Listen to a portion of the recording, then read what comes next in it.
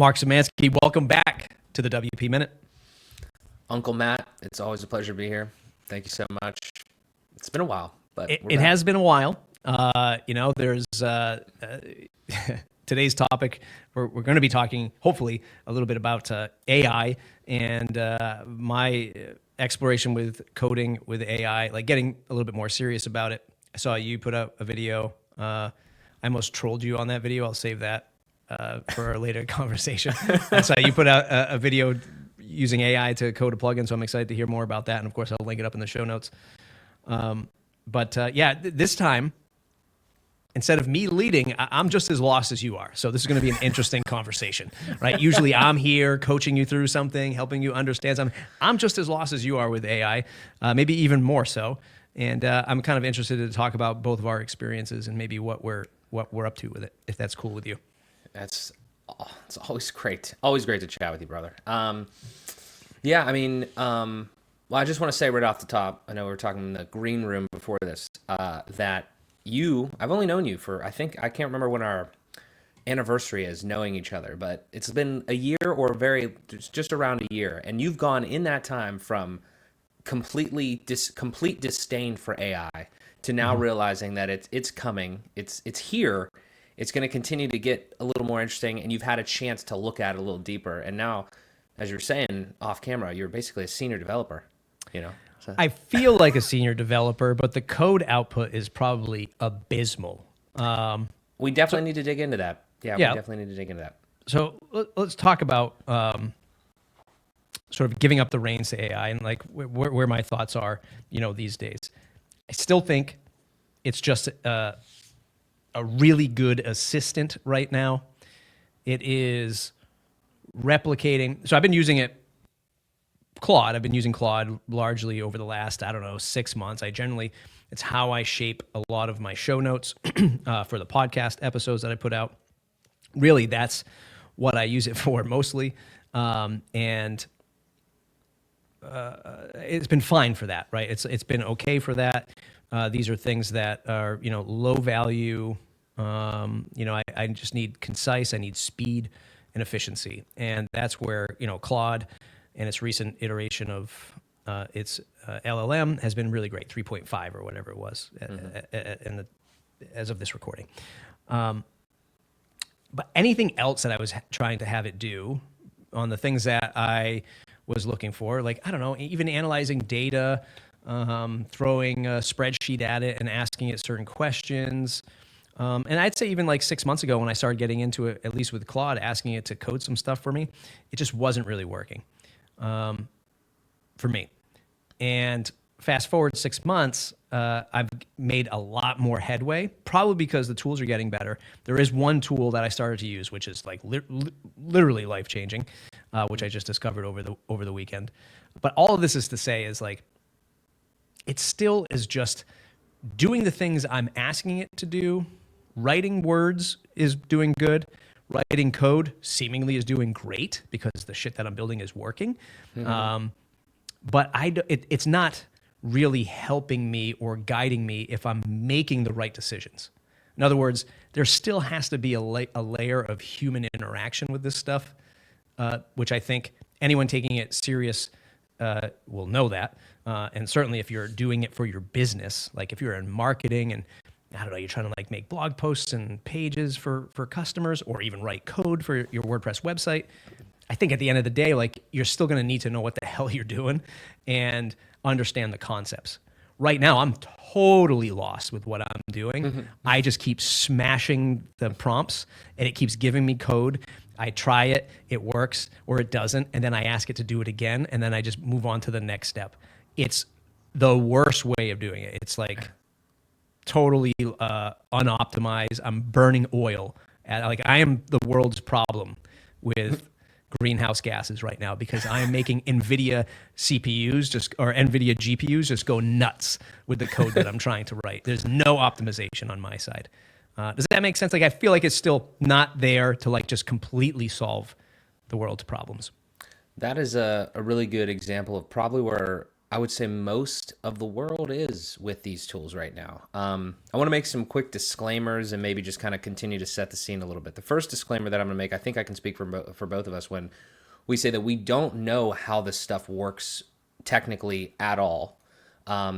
We can pseudo describe how it works, right? It's basically just like they somehow coded something that went across the internet, so to speak, all the language data that we have, and basically built kind of like a little bit of a language model. We could think of it as almost like a working brain, but it doesn't really expand too much on things. I feel like we're maybe getting there, but it doesn't really expand on things. It's really just like a model of data that it can pull from and accurately kind of like again pseudo feel like a person that you're talking to or something like that. It's way better than a Google search in a lot of ways because it has all that data and it can express it back to you. It's kind of like talking to a person.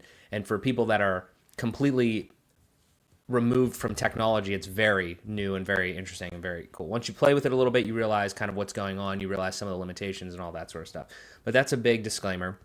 The other big disclaimer that I feel like that I can kind of say or set the scene here for, as of November of 2024, Claude, ChatGPT, Gemini, there's a ton of other ones obviously out there. None of them are, this is I think the big part and what you're kind of describing in the beginning. They're not magic. They're not mind readers. They're not independent like thinkers in any way. They are literally just assistants for the most part. The best way that, and the way that I feel like in the last like month or two, I've really like stepped up my prompt engineering or just my utilization of these tools. And the mindset change that I had was like, this isn't magic. This is like if I was like a senior marketing director or a senior developer or whatever, this is my junior sitting next to me, and I can be like the manager or more of the director, and they can do some of the work. And they're not going to be able to do the whole work.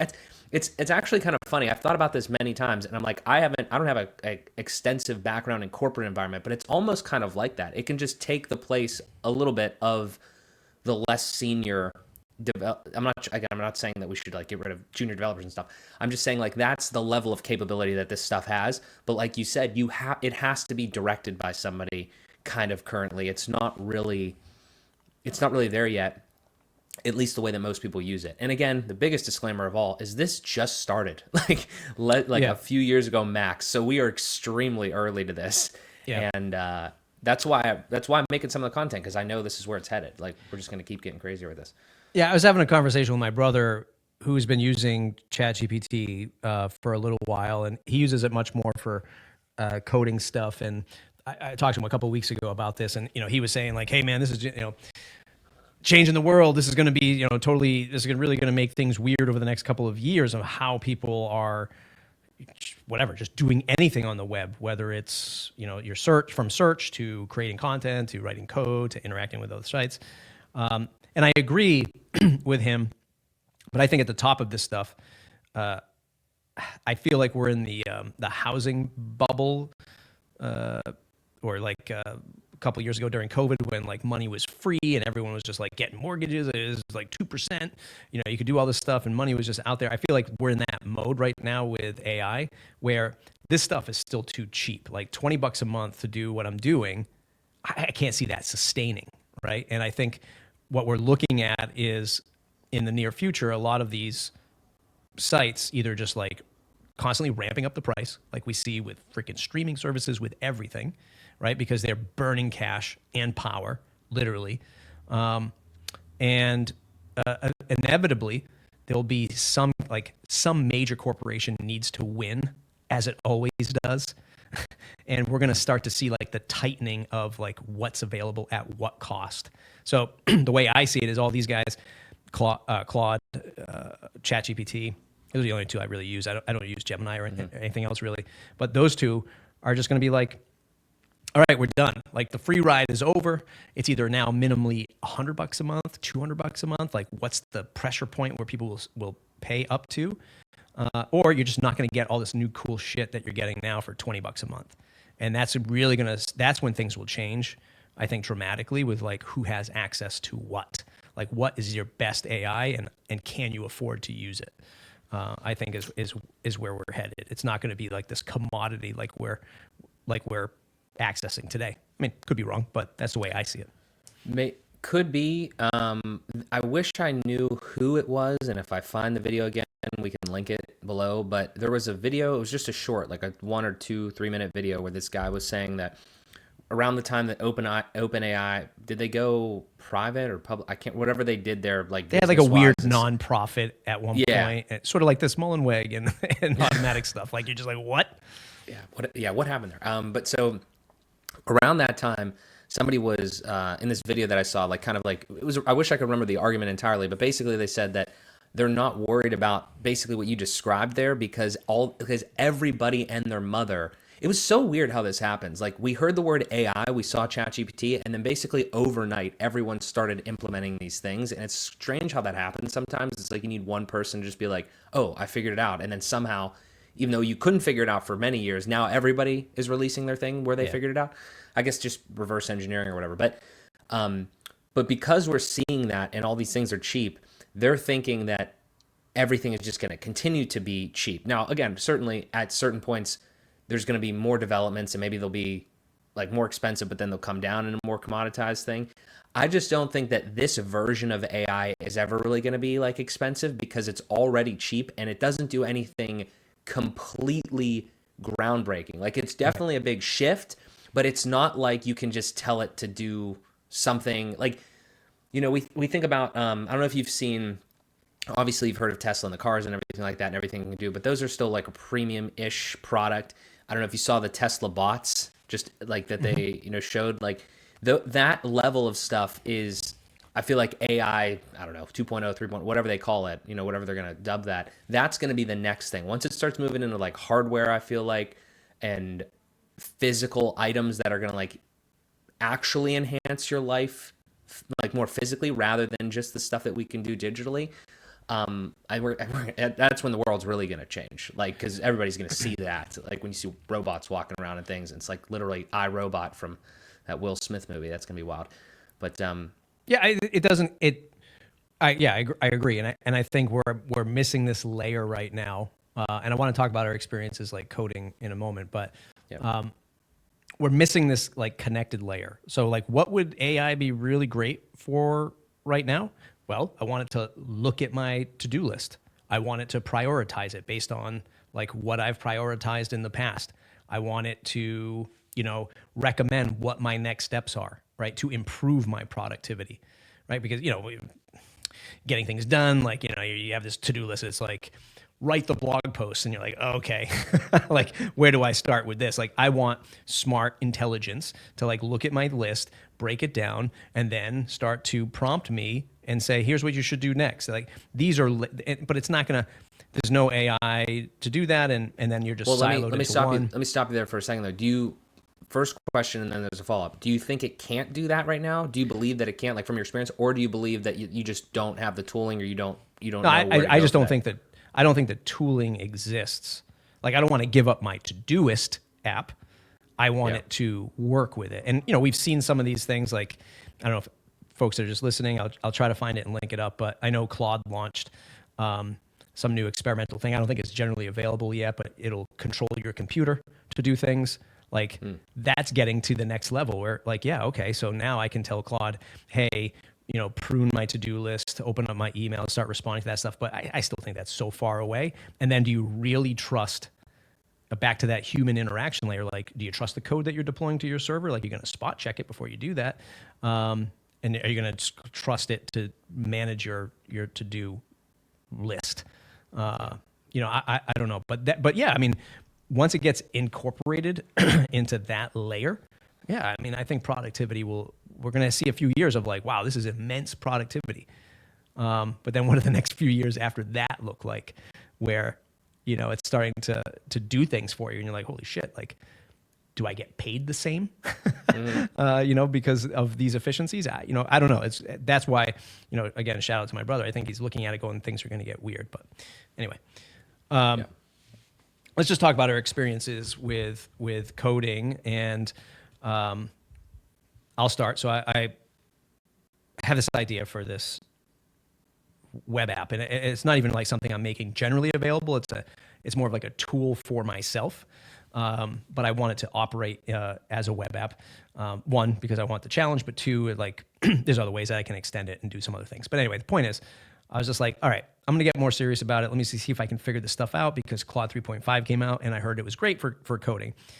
So my first experience is just dump all these thoughts into Claude. Here's the idea. Here's what I want you to build. I had some direction. I asked it a few things because I do have sort of a network operating background. So I was like, let's compare this to running on an AWS stack versus a Cloudflare stack. I've heard some great things about Cloudflare's efficiencies. I just don't know if it's as mature. So I asked it to like compare and contrast some of this stuff.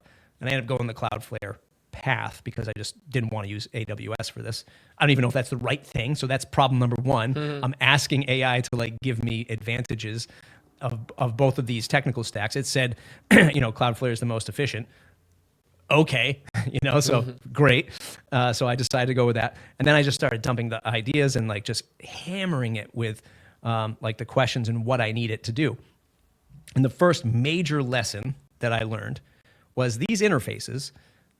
You go to whatever it is, claude.ai, chat.openai.com. These interfaces, you just dump stuff into it, and it is just like this huge pool that you're just throwing stuff into. And what I found with Claude was I just started burning all of the tokens. I'm a pro $20 a month user, but I would reach my limit in like an hour of asking it questions and having it code for me. So I found myself talking to it, and the answers it was giving me was like, it's guiding me. It's like saying, here's what you should do next. And then it would prompt me and say, well, do you want to extend these features? Do you want more clarity? And I'd be talking to it. I'm like, yeah, man, give me more clarity, because I don't know what the hell I'm doing. So it would give me these answers and extend upon it. But it was just so much so fast that I was burning the tokens. And then it would just say, hey, you can't use 3.5 until whatever, 2 p.m. It'd be like a 3 or 4 hour window. And I'd have to like shut my laptop and be like, fuck, I can't talk to this thing anymore. Right. But I could go to 3 or whatever it's called. But the answers were just so vastly different. The experience was so different to like ask it code, and it didn't know like where it left off with my other conversation. So that was super frustrating. But the first lesson I learned was you still have to be dialed in. Otherwise, you're just, at least with Claude anyway, you're going to burn through those tokens, just asking a zillion questions and having it talk to you. Okay. If that makes sense. No, yeah. And if you've tried Claude, I would recommend you taking a look at it. But what Matt's describing there, what you're describing, it's entirely like that. So I made a couple of videos maybe 2 months ago at this point where I was just diving into this concept of literally maybe my first times using Claude and trying to code.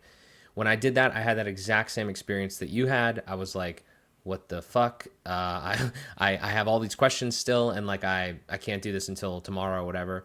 I'm not sure if there's a way around that. I don't know if you can buy more tokens. One thought there, though, is that whatever you're spending to get that information, you absolutely would have spent way more money trying to get somebody to do it for you. Oh, yeah. Like, sure. So, I mean, just to keep that in perspective. But again, it's your point is completely taken. Like, that's kind of annoying where we're at right now. I do think it's probably a bit of, again, where we're at right now, so to speak, with, again, being extremely early. But the fact that you can do it, we could stick on that, and that's like the main piece. What I've learned from my second go around with this video that I just posted today, as of recording this, it's like an hour and a half long video, and I did it specifically in 2 ways. The first part of it was just kind of me explaining what I was doing and the finished product, and then the back half hour or whatever is me literally in Claude, like playing around building it. So there's a bunch of little gold nuggets in there, but a couple of the ones that I found was, if you're gonna do this, you have to realize like you have to continuously get better at being a prompt engineer. You have to understand that like you have to give it all that information. You have to ask it to ask you questions, like prompt it to ask you questions, and particularly one at a time too, so you can just like kind of have a conversation. There's a little bit of stuff in there about like, saving tokens and all that. But the first time I did it, this is a really big one. The first time I did it when it'll give you, let's say you're just making a simple WordPress plugin. So it codes a bunch of stuff for you. It outputs the files in the nice little artifacts feature thing, so you can kind of see it and everything like that. You can download the files, you can save them into on your computer directories and all that. If you ask it to change something or it has to rewrite it, I think what it does on purpose is only gives you part of the file back. Sure. Because I think that's just less tokens. It doesn't want you to rewrite everything. I was telling it, no, I want you to rewrite the whole thing for me so I can just copy and paste it. Not really a good idea because you're going to burn a shit ton more tokens. That's what I was doing too. I was just this is what I mean. Like, you have to be the senior developer and it's the junior developer. Like, you're still working, you're just guiding it and it's doing a lot of this stuff. So that's one thought in my mind. We could talk about, like, is the code good or not? I think that if you're doing something relatively ubiquitous, it's going to be pretty good because it's not, unless it's hallucinating, which hopefully you can kind of tell maybe sometimes, but I don't know. You definitely probably want to get the shit vetted. Let me just say that. But the one other piece of it is, you mentioned where you're just kind of dumping everything into a pool. The one cool thing that I found with Claude is it has a projects feature. I don't know what plan it's on or whatever, but that kind of like, where we're not at yet, and kind of there, kind of not there, is think about like these LLMs of having like a big language model that they've scraped the internet and looked through all the data and everything like that. Okay, that's the whole LLM. What I want though, and I've tried this and I haven't I haven't made a video or anything too much yet. What I want to do is the LLM doesn't know what I want in this project, or maybe like about me or my business or whatever. The secondary piece of this, and people have been doing this on, like, if you've ever seen somebody do like a personal AI chatbot where they basically recreate themselves so people can ask questions and answer like what we all should be doing. This is a really good piece of content actually that I should write. But we all were like building our Facebook pages or our LinkedIn's or our websites or our blogs. What we need to be doing now is like building our own personal LLM where it's like everything about us. So at any point, like, we could call in or somebody else could call into that and like get the answer. Cause that is like, I feel like maybe 1.5 or 1.75 area of where we need to go with some of this stuff. Because then if you can do that and you can create that your own little segmented thing there, then now you've added more information to it, kind of like how you're doing, right? Like, you threw all that information in there. And if you could silo that, you could always come back to that. I know they do it in the chat formats, but the projects thing is a separate thing. You could always come back to that and you could always continue that piece of it. So a lot of stuff there, but that's been my experience. A couple little tips that I've found so far in my short journey. Yeah, I purposely started in a project. Like, when I got more serious about building this app, I started in a Claude project. And I still find it lacking in that it especially when you hit I have to just get better at understanding like how this stuff works. But if you start a chat, let's say with 3.5 Sonnet, I believe is what it's called. Yeah. Sonnet, which is at this point their most advanced that is accessible to average users. You start that chat, you start going down the road of like, okay, build me this script, and I'm building something, again, runs on Cloudflare. Cloudflare has workers, which is, I don't know, the way that I understand it, the way that I've always perceived it as, is like a serverless code architecture. Basically, I can run tiny little operating systems that will run these commands. So I have to build this big script that does all these API endpoints and routes and connections and all this other stuff. And if I'm chatting with it, 3.5 Sonnet, I'm improving it, I'm adding API endpoints, I'm testing it, I'm building it, deploying it, and then I run out of tokens. And it's okay, you can't talk to me until 4 o'clock. Mm-hmm. I can't like back out to the air quotes, back out to the projects folder and then pick up on it with like version, LLM 3.0 and say, okay, let's reference this file that we've been building over here with 3.5, and now let's continue building this. It has no idea on how to do that, or unless I'm just maybe not prompting it well enough. I mean, it creates the artifact. You see it. This is getting like really inside baseball here, but if you use Claude, folks who are listening, use Claude, you know what I'm talking about. You have like the previous files that it's created in the project that you can click on at any time and see, even with a name, because it gives it a name, or you can actually tell it, give it this name. and you try to reference it, it still has no freaking idea, which is one of like the most aggravating things for me. Unless their projects don't work the same as I thought they did, or it just simply has no idea because the 3.5 stuff was way more advanced. Like that. Let me backtrack. If you're asking 3.5 to code something for you, it is literally like having somebody sit alongside of you and talk to you. Like it explains everything. It asks you what you want to do next. It suggests things that you should be doing, next for like features. You're like, oh shit, I never even thought about that feature. And you're like, wow, this is amazing. And then as soon as you go to like 3, it's like the baseline one. It's just like, here's the code. It doesn't say anything else. And it's just like, shit, man, what the hell happened? You were so nice to me in this other chat. And now we got nothing. It's vastly different. And so what I started doing too is like, yes, I started to, as I understood the limitations I was running up against, I started, making the requests a little bit smaller. And then in the, I forget what it's called. See if I can pull it up really quick. There's instructions I think you can set. I think it's called instructions. Yeah, set custom instructions for the project. So in the upper right-hand corner in the project, it says, how should Claude respond? I said that I profiled myself. And I said, before writing a lot of code, please explain quickly what you'll be doing before I can confirm, or so I can confirm, right? So basically, don't burn those credits or tokens by writing a shitload of code. Tell me what you're going to do first, and then I'll approve it. And even that didn't work all the time. It did when I asked it bigger things, and it would like bullet point some features it might do. It would ask me. It was like hit or miss with that. And I have another one in the instructions that says, when writing code, please use good inline documentation. I'm a beginner level developer. It helps me find the areas you need me to update. Because what was happening was it would suggest those changes to the code. Like you said, instead of like writing out 800 lines of code every single time, which was a complete list of the file, it would say, just update these sections. And I'm like, fuck, I don't even know, where do I find these sections? Where the hell is that at? So I'm trying to say, like really document this and help me understand where it needs to go later on. So again, hit or miss with that. I wish it was a little bit better.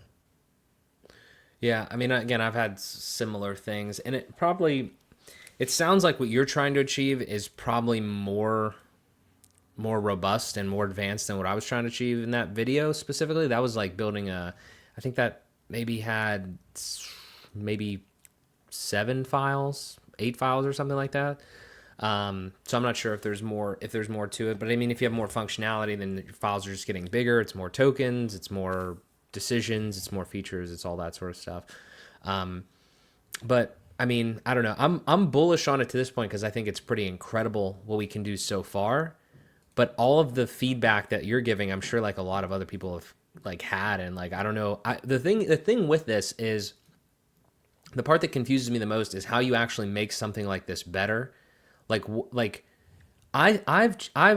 I mean, if we want to go off topic of coding, I don't know if you have more on the coding stuff specifically, but just like other use cases, I've actually found a ton of ways that I've used like Claude specifically and ChatGPT and Gemini to certain cases. Like I have a laundry list of things now just in the past 2 months that I've used this stuff for that has actually made a difference, I would say, in all of my workflows and my just thought processes and the way that I work on things. Let me just wrap up on some of this coding stuff because So what happened next is like, here's the things I don't know. I'm way out of my league on on what I'm coding, right? It's pure JavaScript. I mean, I can understand some of it now, right? Because I've literally been neck deep in it. And it's actually a great education process. It sort of like reminds me of learning WordPress all over again, which is cool. But way out of my league in terms of like what it's developing. So I found an app called Cursor. Have you run into this yet? I've heard of it. I haven't used it yet. Because when I was coding, like when I initially started this project, I'm like, I got to start like a whole local development environment. I haven't done that in years. And when I did it for WordPress, WordPress is so easy. Like it's so, I guess it's the good and bad of WordPress because it's so archaic. It's MySQL, PHP, and HTML, right? And CSS. And of course now JavaScript. But the essence of it is like you can get a local environment up pretty damn easy. Whereas with like this stuff, package installers, NPM install, like you're building all this stuff. Then you have to deploy it. You have to do all of this stuff to get this thing going. And then what are you coding in? So hey Claude, what's everyone using for coding, right? And they're like, oh, VS Code. So, okay, so I started using VS Code, and then my mind is blowing up because I'm like, man, I don't even know how to set. Like then I just feel way out of my league because I'm like, this thing isn't set up right. I don't even know if I'm optimized right. Am I doing this correctly? And then I started hitting that wall of Claude. Now over the weekend, I started making a lot of headway. Things were working. I built my what's known as the Cloudflare worker, and it was working. And I could send data to these APIs. It would talk to other APIs and send me the information back that I needed. I was like, okay, I'm making headway. And then I was like, okay, now I need to make this a front end because I can't just do everything through the terminal. I need to be able to manage this in a web browser. And that's when the freaking wheels fell off because I was just like, hey, Claude, build me a React app that connects up to all these APIs and can do this stuff. And it was just a shitstorm. I mean, just 48 hours of like trying to just figure out how to deploy this to Cloudflare. Is the problem with Cloudflare? I don't know. Is the problem with my code? Probably, right? So there's all this stuff happening. And I found Cursor. And I don't even remember how I found it. I think I was like, I need to find an alternative to VS Code because I just felt like, am I just using the wrong tool? Like, I just can't do this stuff anymore. And then I found Cursor, and Cursor integrates directly with Claude. And the magic is it's not your tokens, it's their tokens. So I could just freaking pound away at this thing and just be like, here's the 900 lines. Look at it. Tell me what's wrong. All right, give me the update. Here's another 900 lines. Like, give me another update. And that has solved it dramatically. And basically what it has allowed me to do is in Cursor. Now this is, anyone who's like a proper dev is like freaking out, flipping tables right now. But I ask it to do something. It shows me the code like I was doing in my Claude web browser. And instead of me copying and pasting it into the file, you just say, apply it. And it writes it right in the file. Right? Wow. So I'm just like, oh yeah, all day, man. Like I just said, yes. Like this is all the code I want. And I finally got to a point where now I'm not using React anymore. I'm using another framework called Svelte. Which is like a pure JavaScript play on it. It's supposed to be more efficient, yada, yada. I don't know. I'm like watching YouTube videos while I'm coding. I am. You're not coding. You're not coding. I'm coding, man. You're prompting. I'm coding. You're prompting. I'm coding. The way that I see it is I'm the guy with the idea. We're working together on this. It's a partnership. Me, Claude, and Cursor. And I finally got to a point where I've launched the app. It's the very basic iterations of it are working. But Cursor is really the thing that made me, turn the corner, which has allowed me to now I use. So instead of like working with like some of like the real inside, like if a big issue comes up, right? Like I'm talking about, and I'm asking it to like help me style the front end. So instead of doing that even in Cursor, because you get this tiny little window, literally, I'll start asking ChatGPT and Claude what their recommendations are. So now it's like I have two different people in front of me. Big question, right? Like a big question, like should I use Tailwind or should I use like some other CSS framework or whatever? And I'll ask them both, see what the answers are, and then I'll aggregate that and then bring that into Cursor and be like, okay, here's where I think I should be going with this. What do you think? It'll give me the answer, and man, I'm a single person enterprise is what I am. Okay. I'm going to be launching so many apps, dude. It's not even going to be funny. Okay. All I have to say is WordPress is in trouble. WordPress is in trouble. Yeah. Oh my God. Man, people are going to be so mad about this. Just No, like, it does help me really appreciate like what WordPress has. Like really, like Yeah. even like I'm looking at it now and I'm like, holy shit, there's a lot of like legacy stuff here, and I can understand why people who are on the cutting edge look at WordPress and go, "Pfft, that's a joke. Like, look at that dinosaur over there. But at the same time, as an end user, like imagine trying to do, like imagine, oh yeah, AI is going to change all this stuff. You can just make your own WordPress. Ain't going to happen. I mean, not anytime soon, and not to what you can do with WordPress. But it does also make me appreciate like what we have as like this little bottled up application that is WordPress. I got a lot of thoughts. The first one I have to say though is that I didn't realize it took less than a year. It took a week for you to be completely bullish on AI and be like literally a senior developer. That's amazing. I don't know if anybody's ever done that in a week. I'm going to quickly go back to the CEO level in a moment, but I'm just like, There you you know, go. once I figure it out. Smart. Yeah. Yeah. The one random question that I have that I don't know if we can really answer, but it would be good to get other people from the community to answer this is we are not developers. I wouldn't classify myself. I don't think you'd classify yourself as developers, right? Like we know code here and there just from being around. We know what stuff does, but we've never sat for 8 hours multiple times per week, per day, per year to like actually develop software or anything like that. We know enough to be dangerous, and now with Claude, we know enough to be really dangerous. So I'm wondering if we're that camp, so to speak, like we're that archetype, and we see this and we're like, oh shit, we could like build our own apps and stuff like that, or like our own plugins, and it's like we know the dangers kind of if we're being honest with ourselves, but we're trying it because it's interesting and we're trying to learn. I wonder if software developers, the other archetype, if they look at these things and they're leveraging, I wonder if like that what you just described there with like Claude and Cursor, I don't know this enough, and I'm sure there's videos and people doing this stuff, but I don't know if our software developers, you would think that if you put that into a software developer's hands, like the Copilot from GitHub or whatever, there's tons of them now. If you gave that to somebody, like, are they just like flying at like Mach 10 now? Yeah, I think of how that's where the biggest wins are for sure. yeah, you know what I mean? So it's like the thing is, it's not like only we have these tools; they have the tools too. So they're not in trouble or anything like that. I don't think that by any means. And they still know what they're doing. So it's like they can go faster, and they know what they're doing. So it's like if they run into the problems that you're having and I'm having, then it's like, oh, I know exactly what to do. Boom, boom, boom. I know exactly what to tell it to do. Da da da, and they're off to the races.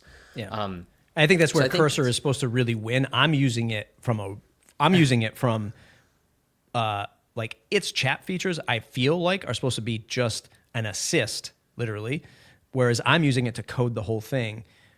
They from all the stuff that I've been watching and listening to people talk about how like amazing Cursor is because it has like this autocomplete feature, which if you know what you're doing, speeds it up like that 10x level, where you can start, like if you know the code, you can start writing the code, and then it'll start auto-completing the code it thinks is going to come next.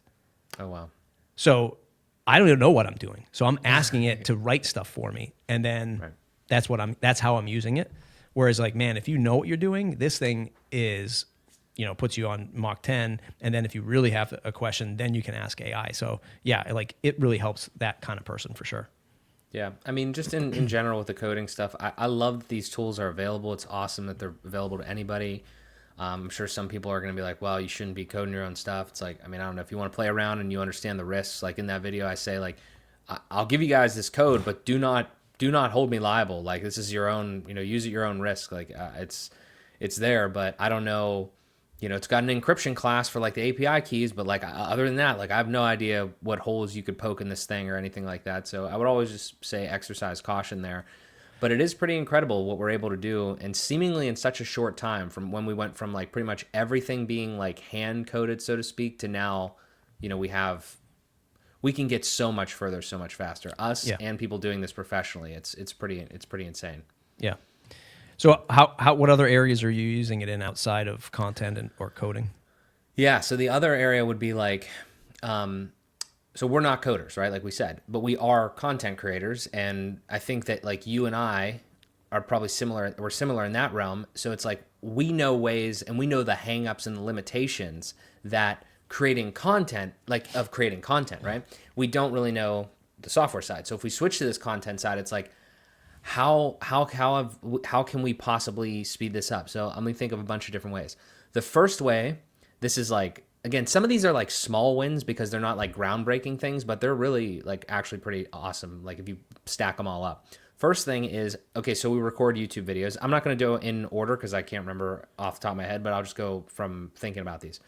The first one is like we record YouTube videos, right? And I like to put chapters in all my YouTube videos. I was literally doing this, like I would watch the whole video back and put the chapters in. I don't have to fucking do that anymore.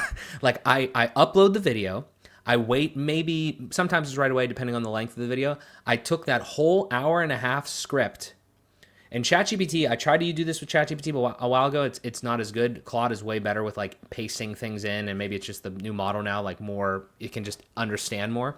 So I upload the video, I go to the bottom, show transcript, I copy that whole thing with the timestamps in it, I paste that into Claude, and I say, hey, give me YouTube chapters, one-liners for it, just like formatted perfectly, and just give me chapters for these videos. And then I can even say, hey, get a little more detailed if it doesn't give me enough or how I want it to do. That saves a shit ton of time if you were going to sit there and watch all of that. And that's just a small win, like I said. So there's that. You already mentioned things like explaining. You could even say, I literally just tried this with the last couple of videos. Let's stick on that. Just from the transcript, it knows everything your video is about, right? And it's an expert at YouTube if you tell it it's an expert at YouTube. So you can get the subtitles from that. I'm sorry, you can get the chapters from that. You can tell it, give me 10 really good titles for this video based on just your knowledge of YouTube. So, and then I'm not saying like copy and paste that part. Like I just need the ideas because I'm not creative enough to think of the ideas. So like, give me the titles. I even experimented with this. I said, you already mentioned the description and stuff like that, so you could obviously get that. But I even experiment with, hey, I know you, for Claude, I know you can't generate images, okay? And we could talk about images because that's like kind of another modal of this piece that's good and bad, very hit or miss more than text. I know you can't generate images, Claude, but can you prompt another tool to generate a really good thumbnail for this, or at least give me some ideas and stuff like that, or what a good thumbnail would be? It does it. It doesn't do it great because then I copied that. I took it over to Grok on X because I think Grok uses Flux, which is probably like one of the best image generative things now, one of them. And I put it over there, and it didn't give me great stuff, but it gave me something that like, maybe would spark a little bit. You know what I mean? But like even with text, you could kind of get some ideas for imagery and things. So those are just some of the ways like in YouTube that I've sped up and at least gave myself way more ideas for things because, those things are hard to come up with on your own. Yeah. I mean, and it's, I don't know. Yeah. I mean, as an assist, it definitely helps.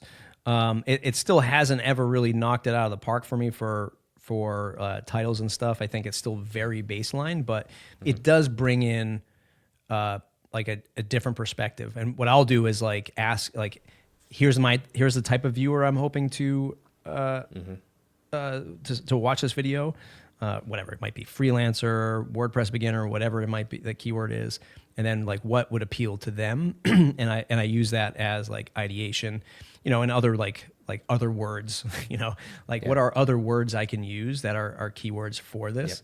Yep. All of that stuff, works great for the chapters because I use Descript. Descript just has a chapter thing built right in, so you just click it, and it's still all AI, Chat GPT driven. But I've always found it to be a little bit more accurate because it has the whole video file, and it just does a better job. Often I'll use that, and I use Whisper AI as I think it only runs on Mac though. So Whisper AI or Whisper Transcription is what it's called on Mac. It's a Mac app. And you can just drop in your video or MP3 file or any media file, and ask it to transcribe it and then run the same commands on it. It's just like a local app. I'll use that from time to time. Yeah, the other thing I try to do, I haven't done it as much recently, is I take the transcription because it's not great. I mean, maybe Descript already does this, but the transcript isn't great from YouTube. Like it's the words, but it's not formatted well. So like the idea would be to take that text and put it on your website so you could index that text. I'm not even sure as we move forward if that's even going to be completely necessary because it's probably going to just, somehow get, SEO juice and ranking and any sort of indexability from like the actual words in the YouTube video at this point. But that's just another random thing. Yeah, there's a lot of trying to think of anything else that I've tried to do. I just literally hate making thumbnails, so I'm waiting for a really good thumbnail thing. I've explored some GPTs, custom GPTs for that. Yeah, I don't know. This is all kind of like very interesting and slightly kind of concerning at the same time, because like at some point, I mean, I don't know if you've experimented with 11 Labs and any sort of image, or not image, but like voice. Like you can very, very soon we're gonna be able to just like make our own stuff. Like let's just generate our own things just from all of the voice data we have of ourselves, the video data we have of ourselves, and then all of any LLM stuff that we've put together. So it is gonna get weird. I'm just hoping it doesn't get weird super soon, or we could at least capitalize on it. It's a lot of stuff. So are you still going to build out that plugin and continue like making plugins for like sites that you're building out? Like what's the future for developing plugins for you? I mean, so that one specifically was, I was trying to create a automated via the YouTube API, just like automatically know when I'm live on my website. And I just created like custom, it checks the YouTube API. It says, are you live or not? It gives a couple pieces of data that it pulls in, like the YouTube URL and stuff like that. And then it integrates specifically with Bricks to like use all those things with dynamic tags and conditions. Works great. Perfect. And in order to do all of that, I would have either needed to hire a developer or find a plugin that did it. So I think for very niche things like that, you're definitely probably very well off doing that. I'm thinking of, if you do like an analysis on like the ROI of doing something like that, just even personal ROI, like nothing's going to come along and like fix that right away. I would love to have a larger conversation on like where this is all going. Cause I love WordPress and I love websites, but I don't think we're going to be on websites for the rest of our lives necessarily. I think there's going to be some more to that, just in like the different ways that we operate with things. Because to go back to, if you think about like the Google search era versus now the AI prompting era, I don't know about you, but there have been times very recently where I have not gone to Google. I've gone to like a ChatGPT or a Claude, because I don't want to go search for an answer anymore. I want the answer to kind of like come to me. And I don't mean like I'm just going to take the answer. It's like it has all that information, so it can explain it to you in a way that you're actually asking particularly for. I'm sure you've done this. Like you go and you have a very specific problem. So then you have to search Google and you have to go through like 10 links to find like maybe what the answer is. But with now, it's like it does that step for you in a lot of ways. And the other big thing that I do, and this is one of the things I don't like about Claude just yet, but I'm sure they're going to have it. I love ChatGPT and Gemini, which is Google's, for the conversational, because I hate text, and this is a lot of reading that we're doing so far. So like I'll like actually have a conversation with it, and I'll be like, hey, what do you think about this topic? Like I'll do this in preparation for like, any sort of podcasting, debate, like live topics. Like, hey, like what do you think about like open source? Do you think that's a good thing, a bad thing, or whatever? You can kind of like get a lot of ideas and a lot of different things that you would have had to go read like a bunch of different people's opinions. But now it's aggregated all that and it's just thrown it at you. I'm not saying just take it as face value. I'm saying like you could almost do like a little mock conversation or mock debate with these things. And then you could do it from both sides too. And then you have all the perspectives, and then you can create your own perspective, and then you could, go into the content or the show or whatever with that. I mean, I've literally done that before just because of the ease of that. Like I'm just talking into my phone. Like it's so easy. Yeah. It's certainly, it's many different ways, to use it.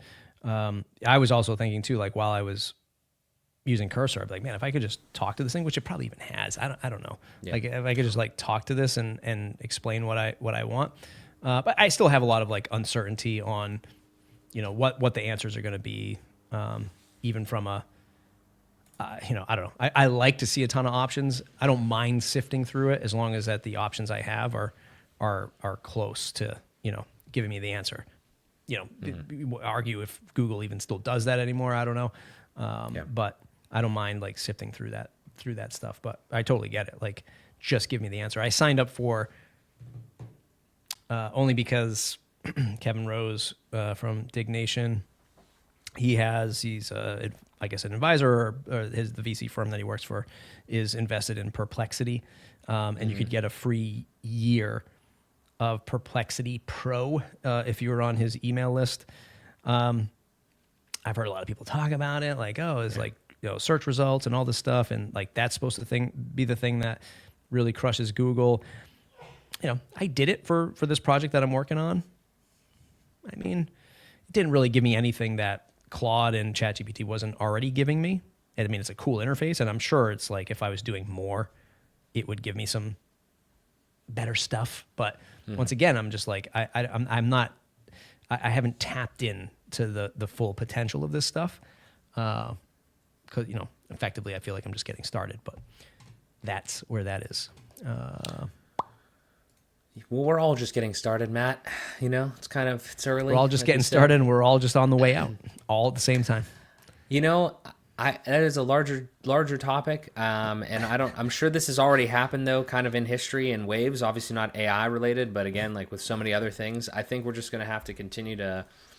I think that if we're talking about this now, we are perhaps potentially the best position. So I'm trying to get more people, like just from this type of content, if we can get more people thinking about this and understanding that it's real, the hope would be that we can continue to leverage it for as much as we need to leverage it. And then we could continue to evolve and adapt to obviously fill in the gaps that like this thing, these types of things are going to do. Like there's always going to be a reason to, continue to try to innovate and do other things. So, I don't know. It's going to be interesting though, regardless. Yeah, we'll see what the future holds with all of this. It's the WP Minute, the WPMinute.com/subscribe. Still not powered by AI yet. Yes. Maybe someday. Hit that newsletter. I think I mentioned this to you a couple weeks ago. I switched over to ConvertKit. That's going to be Kit. Has it already? Oh, excuse me. Sorry. It's just Kit now. That's right. It's just kit.com. One, because this is a semi-tangent to what we're talking about today, but everything that happened with WordPress and I've always had this feeling anyway, but like everything, especially with like WordPress and understanding like where you're doing your business, like who owns that business that you're doing business with. And I was running on MailChimp for a while. It was fine. I never really loved like making the newsletters there. But I switched to Kit because I had Nathan on the show many, many years ago, and he'll DM me every once in a while to ask a couple questions. And I was like, yeah, I'll use it. We got a new add-on for Gravity Forms. And so far, so good. Consolidated 2 MailChimp accounts. Was a little bit of a pain in the neck because it flagged me for like, where did you get these users from? And it's like, well, I merged 2. I had 2 different lists, my Matt Report list and my WP Minute list, and I was always mailing both. So now I just consolidate into one, and it flagged a bunch of stuff. But crafting the templates there, much easier. Happier about that. So if you do receive the email and you have any feedback, hit reply on the next email that I send. Let me know what you think. Mark, what about you? What are you up to? Where can folks find you? Just trying to double, triple, quadruple down on content on YouTube. You can just go to mjs.bio. You can sign up for my newsletter. All my social links and everything like that are there. Just trying to provide as much value as possible to you guys. So appreciate it. Awesome stuff. Thanks for watching, everybody. See you, or you'll hear us in the next episode.